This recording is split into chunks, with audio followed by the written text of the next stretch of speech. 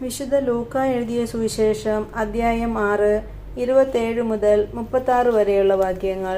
തിന്മയെ നന്മ കൊണ്ട് ജയിക്കുക. എൻ്റെ വാക്ക് ശ്രവിക്കുന്ന നിങ്ങളോട് ഞാൻ പറയുന്നു, ശത്രുക്കളെ സ്നേഹിക്കുവിൻ, നിങ്ങളെ ദ്വേഷിക്കുന്നവർക്ക് നന്മ ചെയ്യുവിൻ, ശപിക്കുന്നവരെ അനുഗ്രഹിക്കുവിൻ, അധിക്ഷേപിക്കുന്നവർക്ക് വേണ്ടി പ്രാർത്ഥിക്കുവിൻ. ഒരു ചെകിട്ട് തടിക്കുന്നവനെ മറ്റേ ചെകിട് കൂടി കാണിച്ചു കൊടുക്കുക. മേലങ്കി എടുക്കുന്നവനെ കുപ്പായം കൂടി എടുക്കുന്നതിൽ നിന്ന് തടയരുത്. നിന്നോട് ചോദിക്കുന്ന ഏതൊരുവനും കൊടുക്കുക. നിന്റെ വസ്തുക്കൾ എടുത്തു കൊണ്ടുപോകുന്നവനോട് തിരികെ ചോദിക്കരുത്. മറ്റുള്ളവർ നിങ്ങളോട് എങ്ങനെ പെരുമാറണമെന്ന് നിങ്ങൾ ആഗ്രഹിക്കുന്നുവോ അങ്ങനെ തന്നെ നിങ്ങൾ അവരോടും പെരുമാറുവിൻ. നിങ്ങളെ സ്നേഹിക്കുന്നവരെ നിങ്ങൾ സ്നേഹിക്കുന്നതിൽ എന്ത് മേന്മയാണുള്ളത്? പാപികളും തങ്ങളെ സ്നേഹിക്കുന്നവരെ സ്നേഹിക്കുന്നുണ്ടല്ലോ. നിങ്ങൾക്ക് നന്മ ചെയ്യുന്നവർക്ക് നിങ്ങൾ നന്മ ചെയ്യുന്നതിൽ എന്ത് മേന്മയാണുള്ളത്?